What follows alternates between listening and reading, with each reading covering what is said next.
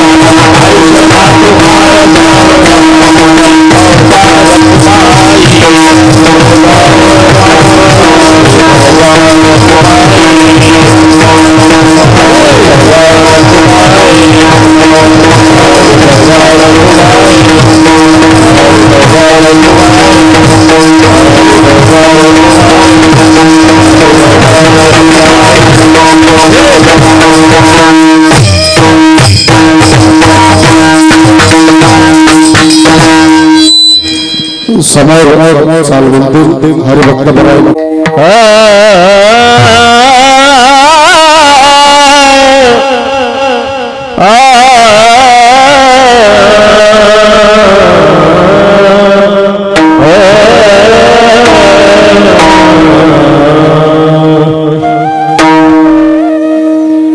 क्षण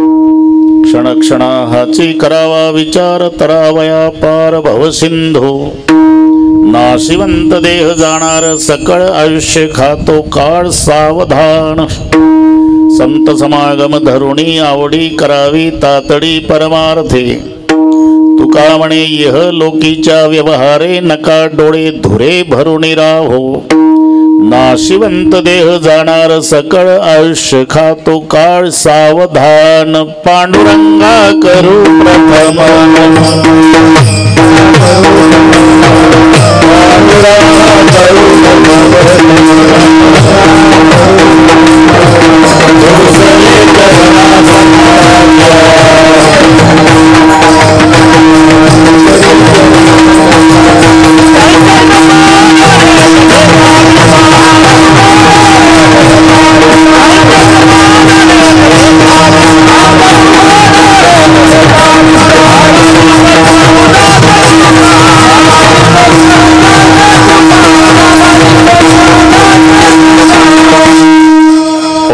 ज्ञानेश्वरा करुणा करा दयाळा तुमचा अनुग्रह लादलो पावन झालो चराचरी मी कळा कुसरी काही जनेने बोलतो वचने अति भाविका प्रथम नमन करू गिरनाथ उमा शंकराचे सुधाचरणावरी ठेवणी माथा साष्टांगे आता दंडवता दुसरी बंधू सारजाचे चतुर्णाचे आत्मजा वाक सिद्धी पाविजी सहजातीच्या चरणमजा दंडवत आता वंदुदेव ब्राह्मण ज्यांचे पुण्य पावन प्रसन्न होते श्रोते जनदया माझे दंडवत आता बंधू साधू सज्जन नित्य हृदय हरीचे ध्यान विठ्ठल नाम उच्चारती जनतया माशी दंडवत आता नमो रंग भूमिका आता नमो रंग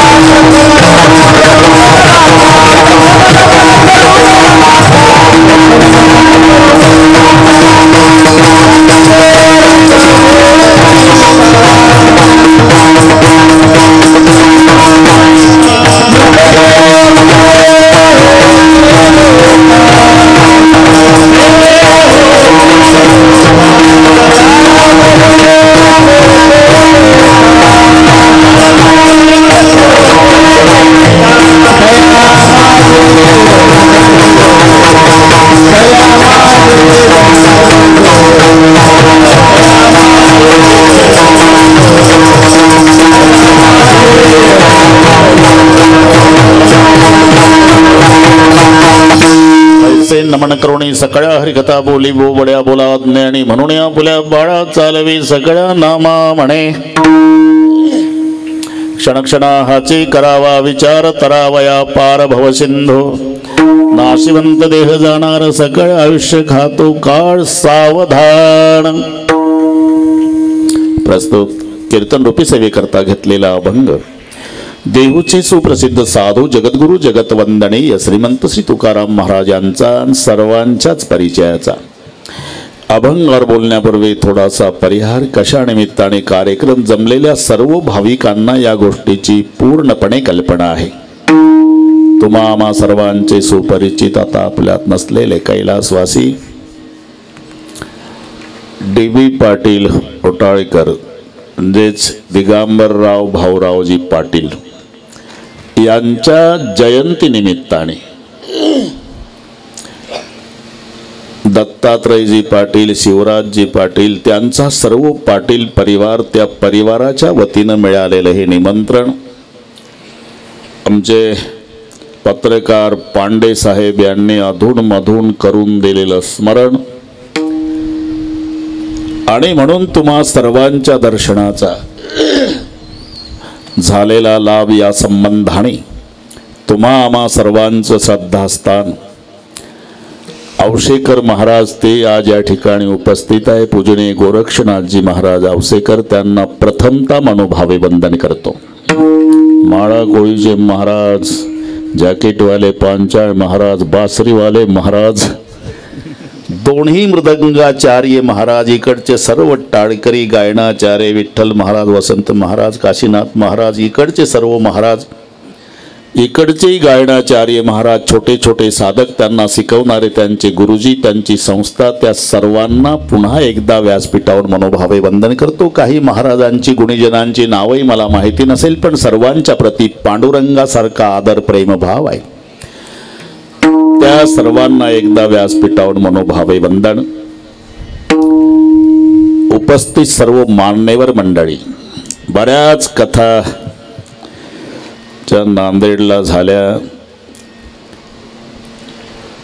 ज्यांनी आतापर्यंत नियोजन केली ते पोखरनाजी साहेब ते आहे, वंदनीय कादगावकरजी पाटील साहेब त्याही दिवशी आले, तुम्ही नव्हते तरी त्यांनी समारोप केला बरं का पोखरनाजी. सुगावेकर, इकडची सगळी मान्यवर मंडळी,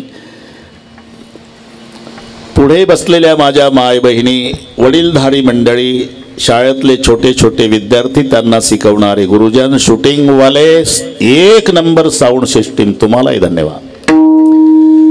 अतिशय सुंदर नियोजन संयोजक मंडळीने केल्याबद्दल धन्यवाद देतो.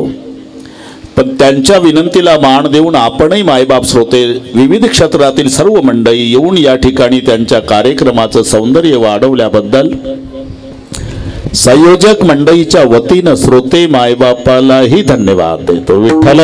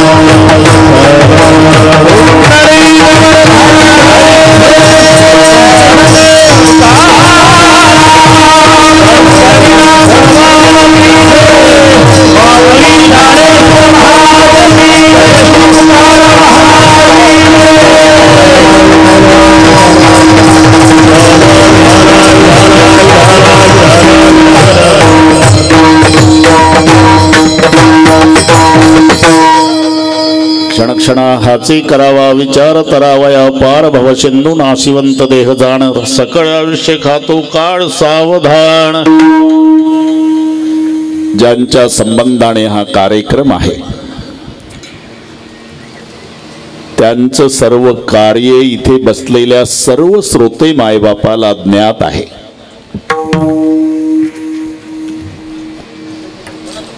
आपल्याला अति परिचयामुळे त्याचं महत्व वाटत नाही एवढं लक्षात ठेवा. व्यक्ती गेल्यावर त्या व्यक्तीचं महत्व कळत असतं. अति परिचय खोटा मान राहत नाही प्रगट दिसतो भानू जगी तुच्छ पाही लघु शशी द्वितीयचा वंदिती सर्व भावे म्हणून सखया रे दूर देशी राहावे. अति परिचयात अवज्ञा भवती. अति परिचय झाला की त्याचं महत्व वाटत नाही.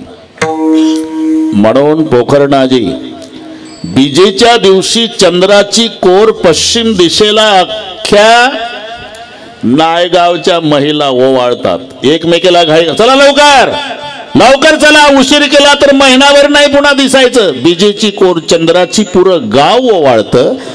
दररोज 6:30 वाजता सकाळी एवढा तांबडा गोळा सूर्याचा पूर्व दिशेला त्याला चुकून कोणी शालू टोकत नाही.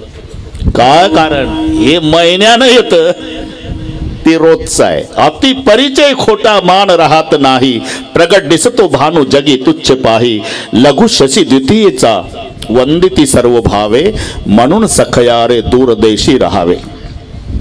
तुमच्या भाषेत सांगतो जावाय असावा पोखरणाजी पण दूरचा पाहिजे. दूरचा नाही वर्षातून एखाद्या वेळी येणारा पाहिजे मग जावयाला महत्व. दूर जवाई देव बराबर गाव जवाई आधा घर जवाई गधे बराबर जो चाहे सोलादा. दूर जवाई देव दूरचा पाहिजे मग देवासारखं महत्व त्याला. जावाई जर दिवसात 4-2 वेळा येत असेल तर सासू दरवाजात उभी राहून, ए जावाया, ते तांबडी बादली भरली नळावर, माझीच आहे आणि येताना, इतका दर्जा. अति परिचय खोटा. जे चंदन आपल्याला बघायला मिळत नाही पांडेजी, ते मलयागिरीवर आहे. त्या चंदनाची परीक्षा आहे. आपल्या नशिबाला जो बुक्का आहे ना, तो खरा बुक्का नाही. अतिप्रिय आवडे तुळसी बुक्का का शब्द लिहिला? तुळशीचे लाकडं जाळून तयार केलेला बुक्का सुगंधी असतो. औशेकर बाबा, आपल्या नशिबाला जो बुक्का तो येड्या बाबळीचा असतो. एवढं अतिप्रिय आवडे तुळसी बुक्का. तसं चंदन. 1 क्विंटल तेल तापवा, उकळतं तेल, हात घातला तर त्याच्यात कातड सोलून निघल. अशा उकळत्या तेलामध्ये त्या चंदनाच्या तेलाचा 1 थेंब टाकला की एका क्षणात क्विंटलभर उकळणारं तेल थंडगार झालं पाहिजे. ही ताकद ज्याच्यात आहे त्याचं नाव बावण चंदन. बुंद एक क्षण शीतळ करी,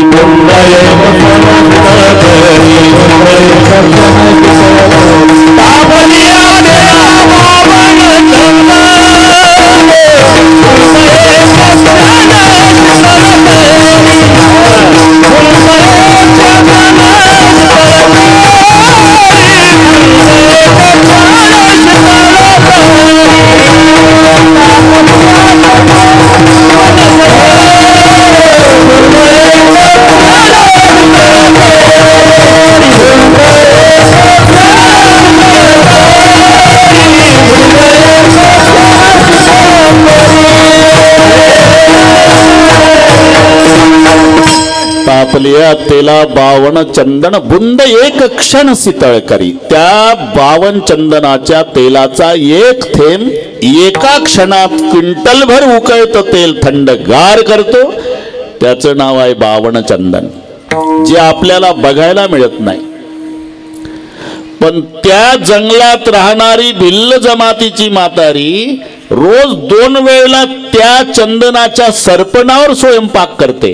का? याला म्हणतात अतिपरिचय. विठ्ठल.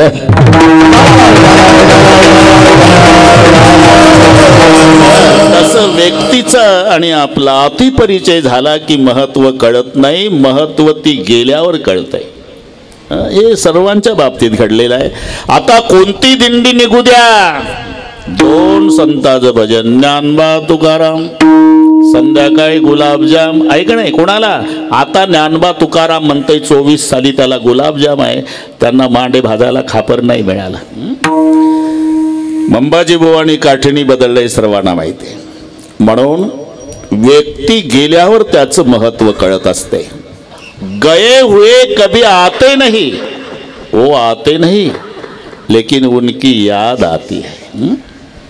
तेव्हा स्वर्गीय दिगंबरजी पाटील त्यांचा हा जयंतीचा कार्यक्रम आहे आणि त्यांनी जीवनभर जे परोपकारासाठी कार्य केलं त्याची ही पोच पावती आहे. संताच्या भाषेत जन्मा आलो त्याचे, जन्मा आलो त्याचे, आज फळ झाले साधे, आज फळ झाले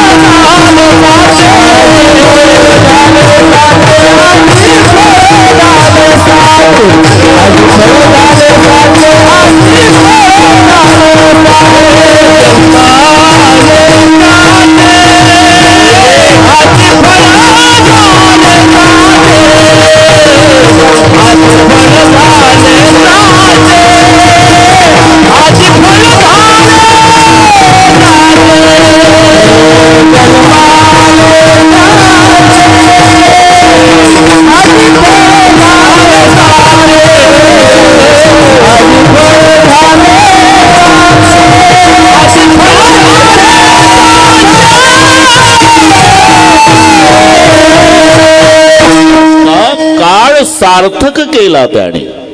जन्म आलो त्याचे आजी फळ झाले.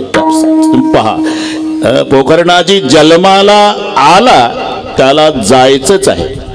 आपण त्यासाठीच आलो. माझा सहज प्रश्न आहे, तुम्ही इथे 8 वाजता एकत्रित आला कशासाठी? कीर्तन ऐकण्यासाठी मलाही माहिती आहे, पण सुगावेकर 10 वाजता आपल्या आपल्या घरी जाण्यासाठी नायलॉनच्या दोरीनं जरी बांधून ठेवलं नायगावच्या लोकांनी तरी दोऱ्या तोडून माणसं घरी जातील. म्हणजे एकत्रित आलो हे विभक्त होण्यासाठी. तसंच आहे, केवल बिछड़ने के लिए है मेल मिलाप, एक मुसाफिर हम है एक मुसाफिर आप. आपण जे एकत्रित आलो ते विभक्त होण्यासाठी आलो.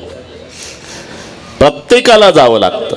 जन्म झाला, मृत्यू ठरलेला आहे, त्याच्यात वशिलेबाजी चालत नाही. मातुलो यस्य गोविंदम पिता यस्य धनंजय. अर्जुनासारखा ज्याचा बाप होता आणि कृष्णजी सारखा ज्याचा मामा होता, त्याही अभिमन्यूला वशिल्यानं मारण टाळता आलं नाही. कोणाला? अर्जुनासारखा बाप आहे, श्रीकृष्ण ज्याचा मामा आहे. मग भगवान कृष्णाचा भाचा जर मेला पोखरणाजी, तर आपला मामा माझी ग्रामपंचायत सदस्य काही छाती काढण्यात अर्थ आहे का लेखा? कोणी असू द्या. पीर मर गए, पैगंबर मर गए हकीम रोकी. पीर मर गए,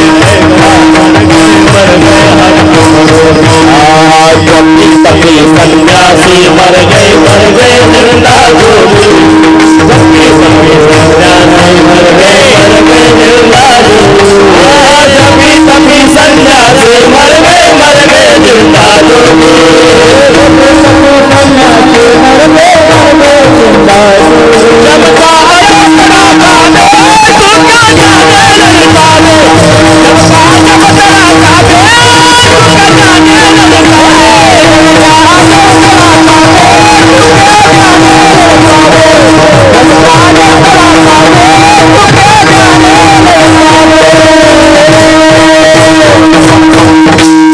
पीर मर गए, पैगंबर मर गए हकीम रोगी. जपी तपी सन्यासी मर गए जिंदा जोगी. तीन लोग पर छत्र विराजे, लूटा कुंज बिहारी. कहत कबीरा सो भी मर गए रहत कौन विचारी. कोणी असू द्या, प्रत्येकाला जावं लागणार आहे. आयुष्य संपलं ना, डॉक्टरची लाईन उभी करा. आणि आयुष्य उरलं ना, त्याला रोगोरची बाटली पाजा तरी मरणार. मग असं करू नका, आपण सांगतो. आयुष्य आणि ते किती असू द्या. अरे आपलं कशात बसतंय पोखरणाजी? एका बाबाचं आयुष्य सांगतो मी. 1,60,30,10,10,700 वर्षे आणि 9 महिने. आकडा लक्षात आहे का पांडेजी? 1,60,30,10,700 वर्ष आणि 9 महिने हे आयुष्य हिरण्यकश्यपूचं. 1,60,60,00,000 देखा 30,00,000 सहस्र लेखा. 7 सेते 9 मास बापा तया हिरण्यकश्यपा काय झाले. बरं, नुसतं आयुष्य नव्हतं, त्यानं अटी घातल्या होत्या. आतमरण नको, बाहेर नको, दिवसा नको, रात्री नको, नारीकडून नको, नराकडून नको, शस्त्राकडून नको, अस्त्राकडून नको. एवढ्या अटी घातल्या. दिवसा मरण नको, रात्री नको, तर संध्याकाळी धरला.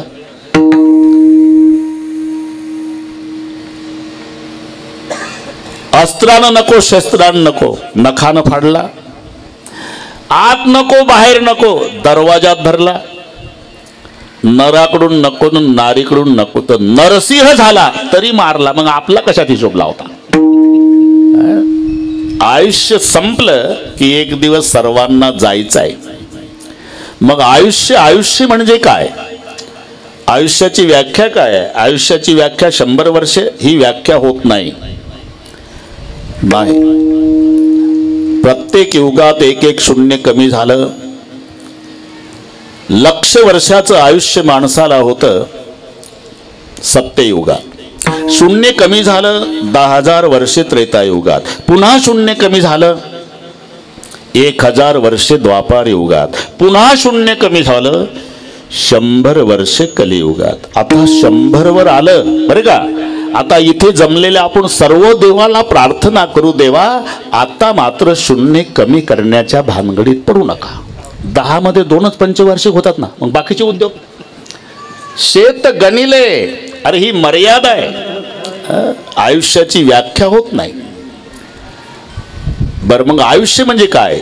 जन्म झाल्यापासून मरेपर्यंतच जगणं, याचं नाव आयुष्य आहे. मग एखाद्याला 5 वर्षाचं असेल तेही आयुष्य, 105चं असेल त्याचंही नाव आयुष्य. विठ्ठल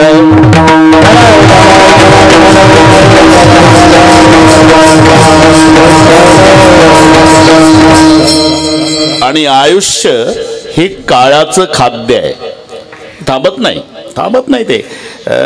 बरोबर करू आपण. पांडेजी तुम्ही टेन्शन घेऊ नका. आज माझं भाग्य आहे पूजनीय औशेकर बाबा श्रोत्याच्या रूपात बसले, हा त्यांचा मोठेपणा आहे आणि या घराण्याचं ते श्रद्धास्थान आहे. आनंद आहे. मोठी मोठी मंडळी आलेली आहे. त्यांना आता कितीक वेळ थांबायचं हे मलाही नाही काय. पोखरनाजी जायचं असेल ना, सध्या धावपळ आहे असं काय करतात? तुमच्या मागे नाही? ठीक आहे, 10 पर्यंत थांबले तर मग बरंच झालं. हा ना, सगळ्या नांदेड जिल्हा इथे येऊन बसला ना, मग बाकीचं कसं होईल? करू आपण. हा, अजून 1 तास बसावं लागते. ठीक आहे. विठ्ठल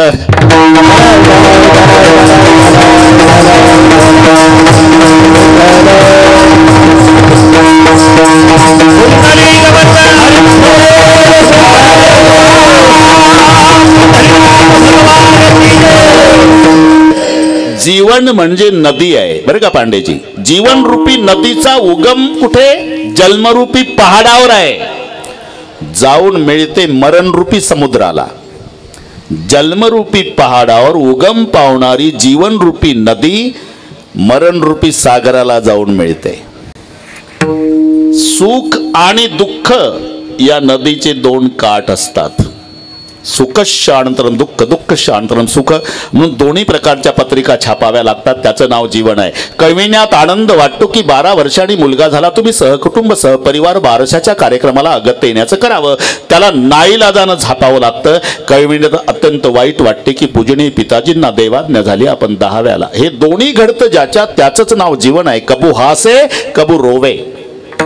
सकाळी 8:30 वाजता पांढऱ्या कापडामध्ये गुंडाळलेलं प्रेत चौघाणी खांद्यावर घेतलं, पुढचं मडकं धरून चाललाय. मागचा समाज रडत निघाला. राम बोलो भाई राम, राम नाम सत है. त्याच दिवशी त्याच रस्त्यावर रात्री 8:30 वाजता एक नवरदेव घोड्यावर बसतो आणि तरणी बांड पोरं डीजेच्या तालावर डिस्को नाचतात. असंच जीवन आहे. उधर कोई रो रहा, इधर कोई गा रहा, उधर एक जनेजा उठा जा रहा, इधर एक दूल्हा घोडे चढ रहा. म्हणून सुख आणि दुःख हे जीवन रूपी नदीचे 2 काठ आहे.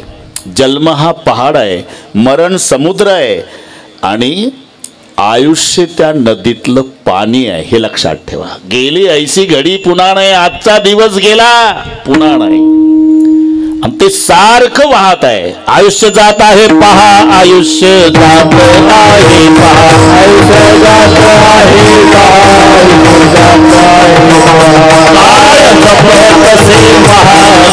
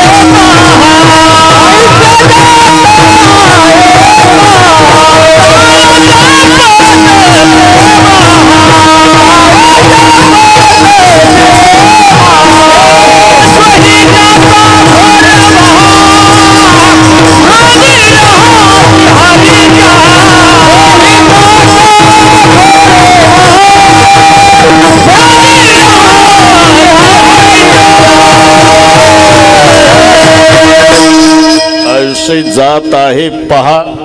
इथे जो पहा शब्द आहे ना, तो डोळ्यानं पाहायचं नाही. इथे पहा शब्दाचा अर्थ होतो विचार करा. हे मराठी समजून घ्या. म्हणजे आता तुम्हाला एक पाठ आहे सर्वांना. पहाते पांडव अखंड वनवासी. पहाते पांडव म्हणजे इथून चष्मा लावून पहा बरं, दिसते का पांडव? पाहायचं नाही, पहा म्हणजे विचार करा. पांडव अखंड वनवासी. अरे रात्रंदिवस पांडव भजन करत होते, तरी त्यांना वनवासात असं समजू नका की भजन करणाऱ्याला प्रारब्ध चुकत असते. नाही, ते ठरलेलं आहे.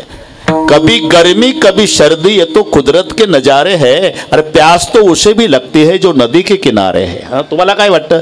नदीच्या काठाला बसलं दिवसभर पाणी बघितलं म्हणजे काय तहान लागत नाही का? त्याचं भजन केलं काय प्रारब्ध संपत नाही? मग फायदा काय? फायदा काय भजनाचा? फायदा ते दुःख पेलण्याची ताकद येते, हा भजनाचा फायदा. नाही तर पांडव एवढे ऐश्वर्यात, द्रौपदी ऐश्वर्यात, पण 12 वर्षे हरणाची कातडे गुंडाळून कंदमुळे खाल्ली द्रौपदीनं, तळ्यावरून माठामध्ये डोक्यावर पाणी आणलं.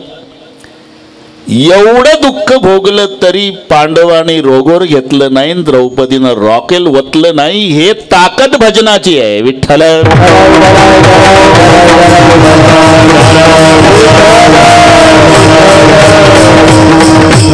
इथे शब्द आहे पहाते पांडव. म्हणजे अरे पांडवांचा विचार करा. रात्रंदिवस भगवान त्यांच्या सोबत असून सुद्धा त्यांना दुःख भोगावं लागलं. म्हणून पहा शब्दाचा अर्थ विचार करा. तसं आयुष्य जात आहे, पहा. पहा म्हणजे आजचा दिवस गेला तो पुन्हा नाही. आयुष्य जात आहे, पहा. हे महत्व कळत नाही. आयुष्याचा मूळ घटक काय आहे? आयुष्याचा मूळ घटक पोखरणाजी श्वास आहे. आता पोखरणाजींनी बरेच कीर्तनं ऐकले. मला वाटते त्यांनी जर सहज मनात आणलं तर तेही कीर्तन करू शकतात, इतके कीर्तन ऐकले. पण ते आपल्या आपल्या क्षेत्रातच बरं आहे बरं. हा, काय आमच्या महाराज मंडळीलाही लोक म्हणतात उभं राहायला हरकत नाही का? और तुमच्या मागं खूप समाज आहे. अरे समाज या क्षेत्रात तू उभा आहे म्हणून समाज आहे, हे का नाही? ज्याचं त्याचं क्षेत्र त्याला शोभत असतंय. ते सहज बोलले ना. आता रामायणात साहेब होते, मोठे साहेब होते. हा, सहज बोलले. ते दशरथ जी म्हणाले, अरे कैकई तू तो बोलती थी मेरा राम साधु है, अभी भी बोलती महाराज राम साधु है, तो साधु को जंगल क्यों भेज रही? साधु जंगल में शोभा देता महाराज, सिंहासन पे नहीं, साधु जंगल में शोभा देता है. त्याचं त्याचं क्षेत्र आहे. म्हणून लक्षात ठेवा. त्याला वाटतं एवढे लोक माझ्या पाया पडतात, आता उभं राहायला हरकत नाही. अरे इथे जो उभा राहतो तोच उभा राहतो, तिथे जो उभा राहतो तो पडतो. त्याच्या मागे तो शब्द इथं. म्हणून लक्षात घ्या, ज्याचं त्याचं ते क्षेत्र ठरलेलं आहे. म्हणून तुमचं तुम्ही करा बरं का पोखरणाजी, आमचं आम्ही. ठीक आहे. मूळ घटक श्वास आहे. माणूस बसला म्हणजे मिनिटाला 15 श्वास टाकतो. अरे का? दिवसाचे 21,600 होतात. घरी गेल्यावर जमलं तर हिशोब, नाही तर इथेही करा ना, काय हरकत आहे? शाळेतलं कीर्तन आपल्याला हिशोब करा, काय करत आहे पोरो? हिशोब करा. 21,600 श्वास दिवसाचे, मिनिटाला 15 म्हणजे एका तासाला 900. दिवसाचे 12 तास 10,800, रात्रीचे 12 तास 10,800, म्हणून 21,600. 21,600 दम जात आहे दिन रात. रात्रंदिवस मिळून माणसाचे श्वास 21,600 चालले. 21,600. मग आता एका श्वासाची किंमत नाही करतायत तर आयुष्याची काय करता? एका श्वासाची. 100 एकर जमीन अर्ध्या एकरात वाढान मुलंबाळ नाही, खाली टाकलं. म्हातारं 90चं होतं तेव्हा म्हातारी जवळ येऊन म्हणाली, कसं होईल आता? अजून मेलं नव्हतं. कसं होईल आता? किती दिवसापासून म्हणत आली मी, नाही माझ्या बहिणी तुमच्या भावाचं दत्तक घ्या. म्हातारं गरम डोक्याचं होतं. मेलो नाही अजून, आण गावातले लोक बोलवून. सुगावेकर प्रतिष्ठित लोकांना बोलवून आणलं. पुतण्याच्या नावानं दत्तकपत्र तयार झालं. दत्तकपत्राचं वाचन झालं आणि म्हाताऱ्याच्या हातात पेन दिला. बाबा इथं इथं इथं सही करा. दत्तकपत्रावर म्हाताऱ्यानं पेन टेकवला, बिना सहीचा मेला. माझा जाहीर प्रश्न आहे, 100 एकरातलं किती एकर विकल्यावर सही पुरता एक श्वास? नाही ना. अरे मग जिथं नरदेहाच्या एका श्वासाची किंमत होत नाही असे 21,600 आपले दिवसाला चालले. असा 30 दिवस महिना, 12 महिन्याचं वर्ष, 100 वर्षाचं आयुष्य जात आहे. चाललं लक्षात ठेवा, चाललंय. गेली ऐसी घडी पुन्हा नाही. आणि आयुष्य हे काळाचं खाद्य आहे. इथे तो शब्द आहे. पोखरणाजी शाळेमध्ये गुरुजी शिकवायचे पूर्वी, ते व्याकरण असायचं, त्याच्यामध्ये क्रियापद. पांडेजी, क्रियापदाला कोणनी प्रश्न केला म्हणजे कर्ता, आणि कायनी प्रश्न केल्यावर कर्म. मग दृष्टांत द्यायचे गुरुजी. रामा आंबा खातो, बरं का, फळावर लिहून द्यायचे बोर्डावर, रामा आंबा खातो. खातो हे क्रियापद आहे. आता क्रियापदाला विचारा कोण खातो? रामा, हा कर्ता झाला. काय खातो? आंबा, त्याचं कर्म झालं. म्हणजे कोणनी प्रश्न केल्यावर कर्ता आणि कायनी प्रश्न केल्यावर कर्म. रामा आंबा खातो यासाठी सांगतो मी. काळ आयुष्य खातो याच्यावर चालला अभंग पाठ आहे ना तुम्हाला. मी वायफट नाही, तिथं येण्यासाठी प्रवास चाललाय माझा. विठ्ठल.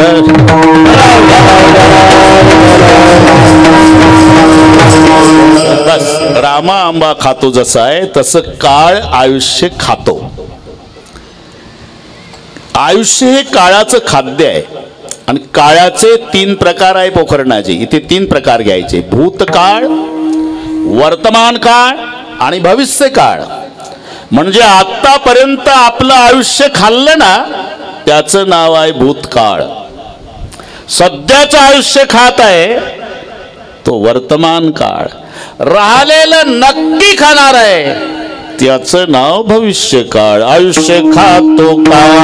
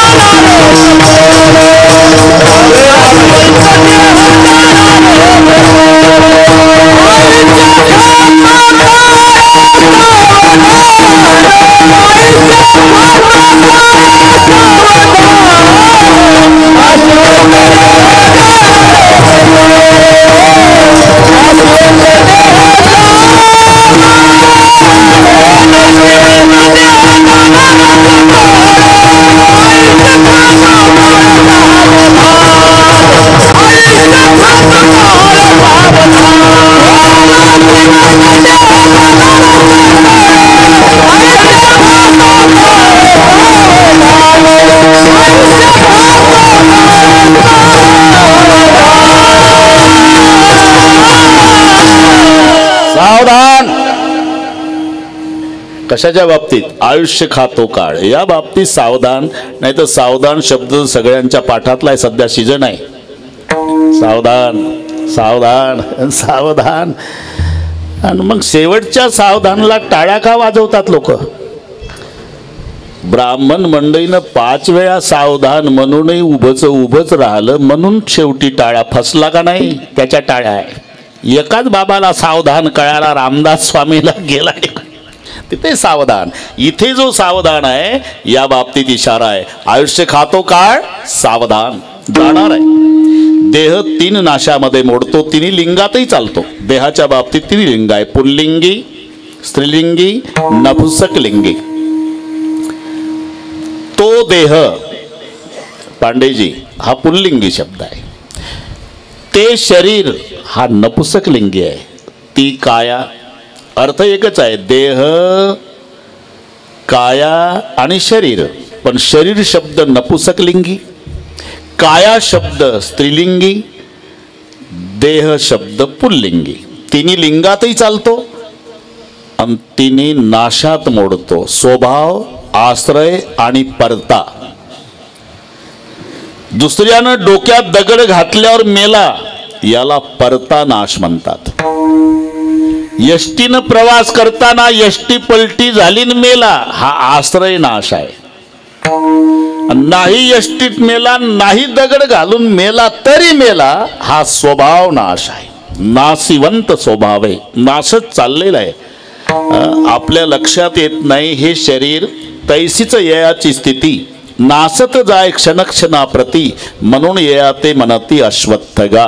क्षणाक्षणाला क्षणाक्षणाला आपल्या शरीराचा नाश होत आहे. अतिपरिचयामुळे आपल्या लक्षात येत नाही. लहानपणी शरीर असतं तसं तारुण्यात नसतं, आणि तारुण्यात असतं तसं म्हातारपणात नसतं. बाळपणी कोणाचंही बाळ असू द्या, उघड्या अंगाचं जांग्या घातलेलं नवीन माणूस सुद्धा म्हणतो, थांब रे पिंट्या एक पप्पी दे बाळा, है ना. असं कोणी म्हणतंय? आजोबा काय कायम गायतच असता भाऊ तुम्ही, काय काम आहे? काय नाही, एक पप्पी द्या मग जा नांदेडला. अरे कुठली पप्पी, म्हातारी नाही तोंड पाहत भाऊ, तर पप्पी कुठली? कैसा विपरीत झाला तोची देह नव्हे तुझा. नमस्कार. आपण तिकडे चाललो, याला स्वभाव नाश म्हणतात. स्वभाव. आपण हे पहा, एकानं हापूसचा आंबा आणला. इकडची गोष्ट सांगत नाही.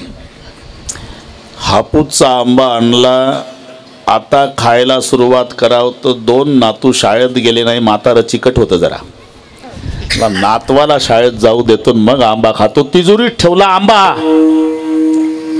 काय अचानक काम आलं तर म्हातारं गेलं 3 दिवसासाठी बाहेर गावी. 4थ्या दिवशी आलं, तिजोरी उघडली, आंब्याची दुर्गंधी सुटलेली.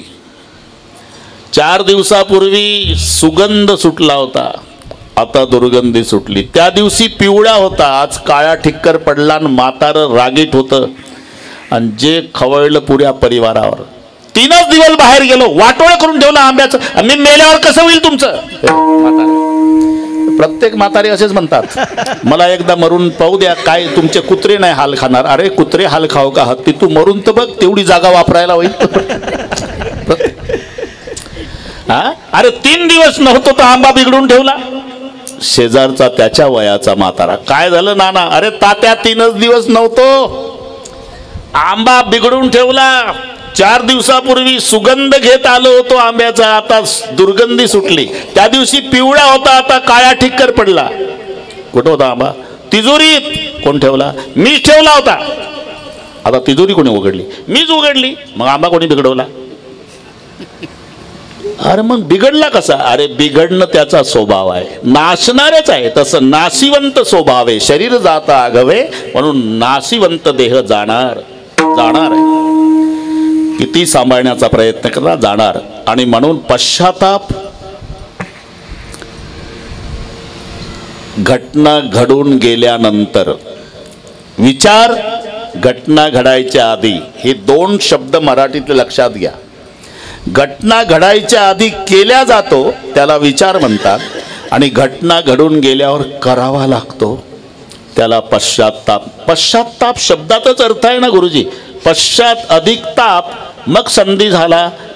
पश्चातापचा संधी लंगडा त होता, त्याला डबल त लागला, झाला पश्चाताप. नाही तर पश्चात आणि ताप असे 2 शब्द आहे. पश्चात म्हणजे नंतर होणारा ताप, याचं नाव आहे पश्चाताप. म्हणजे घटना घडून गेल्यानंतर होतो तो पश्चाताप, आणि घटना घडायच्या आधी केल्या जातो तो विचार. त्याच्यात शांत डोक्यानं केल्या जातो. पोखरणाजी त्याला विचार म्हणतात. आणि डोक्याला हात लावून करावा लागतो त्याला पश्चाताप म्हणतात. शब्द सहज आहे. दर्शन आणि प्रदर्शन हे शब्द परिचयाचे आहे ना. मग फरक काय आहे? ताट मानेनी बघायचं आहे ते प्रदर्शन आहे, खाली मान घालून करायचं आहे हे दर्शन आहे. तिथे शब्द तिथेच आहे, मराठी इंग्रजीपेक्षा कठीण आहे. अरे प्रदर्शन पाहायच्या वेळेला मान खाली घालायची नाही, ताट मानेने पाहायचं, त्याचं नाव प्रदर्शन. पण बाबांचं दर्शन घ्यायचं आहे औशेकर बाबांचं, तिथं छाती नाही काढायची, मुंडकं वाकवायचं, खाली मान घालून केल्या जातं, त्याचं नाव दर्शन आहे. ताट मान करून बघायचं आहे ते प्रदर्शन आहे. विठ्ठल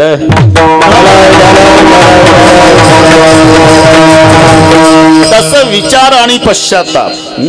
पोखरणाजी मला घड्याळ बघू द्या. बस आता काय 37 मिनिट राहिले आपले, बस सगळ्यांना माहिती आहे, मोठ्या साहेबांना माहिती आहे ढोक महाराज म्हणजे बिघडलेल्या घड्याळी दुरुस्त करणे. 10 वाजता तुम्हाला नमस्कार, तुम्ही अजिबात टेन्शन घ्यायचं नाही. पश्चाताप आणि विचार शांत डोक्यानं, तो विचार आहे. डोक्याला हात लावून नाईलाजानं, तो पश्चाताप आहे.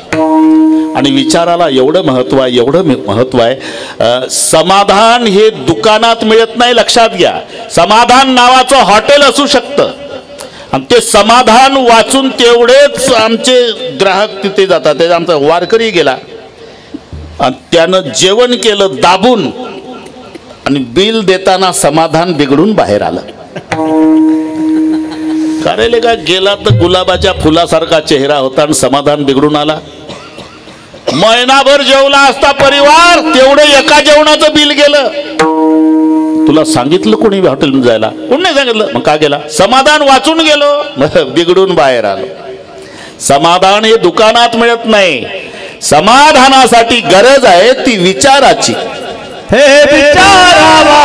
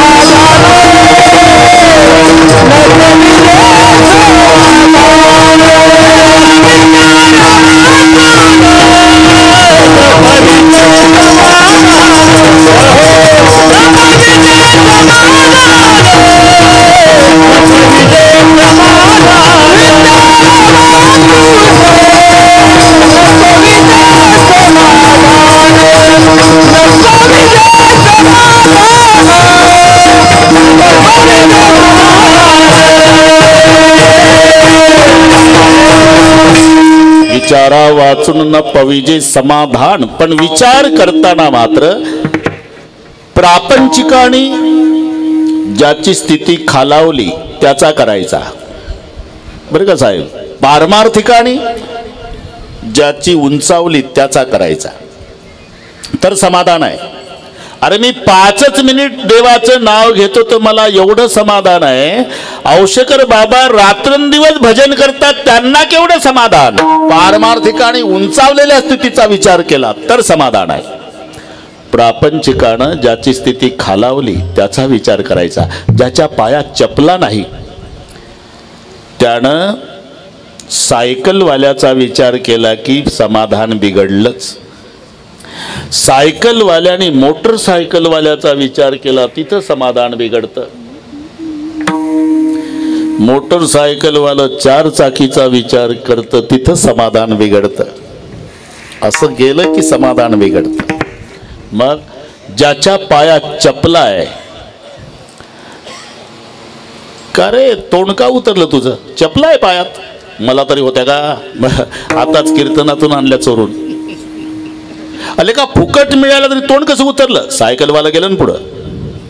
जेव्हा चपलावालं सायकलवाल्याचा विचार करतं तेव्हा समाधान बिघडतं. मग ज्याच्या पायात चपला आहे ते पोर नीट बसवा पुढचं. ज्याच्या पायात चपला आहे त्यानं अनवाणी चालणाऱ्याचा विचार करावा की देवा हे बिना चपलाचं डांबरी रोडला पाय पोळत चाललं, मी कोण्या जन्मात पुण्य केलं होतं, तुटक्या का होईना चपला गरीबाला मिळाल्या. असा विचार तिथे समाधान आहे. ज्याचं मोडकं घर आहे ना त्यानं बंगल्यावाल्याचा विचार केला तर समाधान बिघडतं.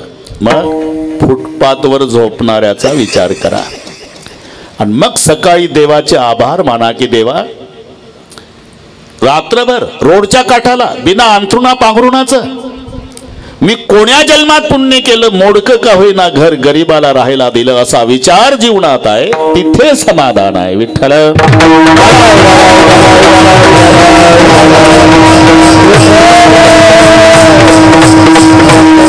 विचाराला अनन्य साधारण महत्व. आपण पहा, एका राजाला ती सवय होती, त्यानं आपल्या राजवाड्यामध्ये एवढेच बोर्ड लिहिले होते पोखरणाजी, कोणतंही कार्य करण्यापूर्वी विचार करावा, कोणतंही कार्य करण्यापूर्वी विचार करावा, कोणतंही कार्य करण्यापूर्वी विचार करावा. अख्ख्या राजवाड्यात बोर्ड तेवढेच.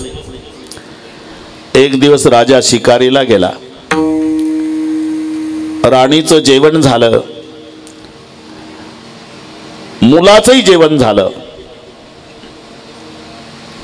एकुलता एक 25 वर्षाचा राजपुत्र आपल्या बापाच्या पलंगावर जाऊन झोपला. दुपारी अंगापिंडानं बापासारखाच होता. शाल पांघरून झोपला. 2 वाजता आईचं जेवण झालं, ती कॉटवर बसली वाचत, तिलाही डुलकी आली, कलंडली, लागली झोप. डोळ्यापुढे चित्र आणा, नात्यानं मायलेकराय, शाल पांघरून झोपला. तो 25 वर्षाचा राजपुत्र एकुलता एक, शेजारी झोपली त्याची आई आहे. योग शिकार करून राजा आला बरं का पांचाळ. झोपण्याच्या खोलीत गेला आणि दृश्य पाहिलं. काय कोणाची हिंमत आहे, माझ्या राणीसोबत परपुरुष. मुंडकच तोडतो त्याचं. खुंटीला तलवार होती, तलवार घ्यायला राजा गेला. त्याच खुंटीला बोर्ड टांगलेला होता, कोणतंही कार्य करण्यापूर्वी विचार करावा. एवढेच वाचलं, तलवार हातात आहे. म्हणलं हे तर मरतय आता, पण आधी बघून तरी घेऊ कोण आहे. तलवार उजव्या हातात आहे आणि डाव्या हातानं शाल काढली. एकुलता एक राजपुत्र. तलवार फेकून दिली राजानं आणि बोर्ड डोक्यावर घेऊन राजमहालात नाचला. हा बोर्ड माझ्या जीवनात नसता तर मला वारसदार दिवा लावायला कोणी राहिला नसता. एवढं महत्व विचारायला. विठ्ठल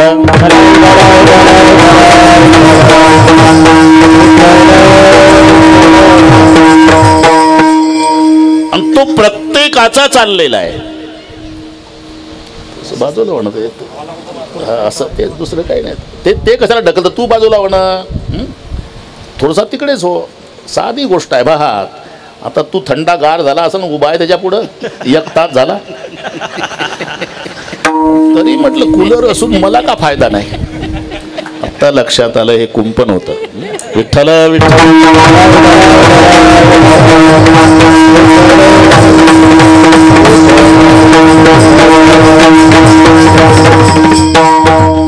समाजाची नाडी तुकोबारायण वडकली पोखरणाजी. प्रत्येकाचा विचार चाललेला आहे. हा विचाराचं क्षेत्र वेगवेगळे असेल बरं का पोखरणाजी. विचाराचं क्षेत्र वेगवेगळे आहे, पण विचार करीत नाही सुगावेकर असा आळसी सुद्धा नाही. प्रत्येकाचा विचार चाललेला आहे. आता इथं कीर्तनाला आलेली माणसं, एखाद्याच्या डोक्यात येतं कुलूप लावलं होतं, ओढून नाही पाहिलं, कधी लागतं कधी लागत नाही, लागलं असेल का नाही, लागलं असेल का नाही, बसलं कीर्तनाला आणि विचार घरच्या कुलपाचा. म्हणजे प्रत्येकाचा त्याचं क्षेत्र वेगवेगळे असेल. ते माहिती आहे तुम्हाला. आळशी माणूस. एक कविता होती पूर्वी, त्याचं नाव गणपत वाणी, पाठ असेल तुम्हाला. त्याची सवय होती.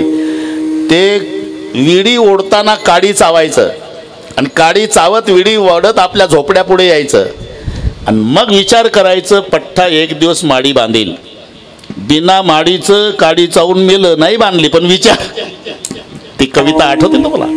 गणपतवाणी विडी पिताना चावायचा नुसतीच काडी, या जागेवर म्हणायचा मनासीच म्हणायचा, या जागेवर बांधील माडी. हे काडी चावून चावून मेलं, माडी नाही झाली पण विचार. ते म्हशीचा कळप चालला होता बरं का. त्याच्यात एक गोल शिंगाची म्हैस होती. एकानं विचार महिनाभर केला, या शिंगात मुंडकं लटकल का.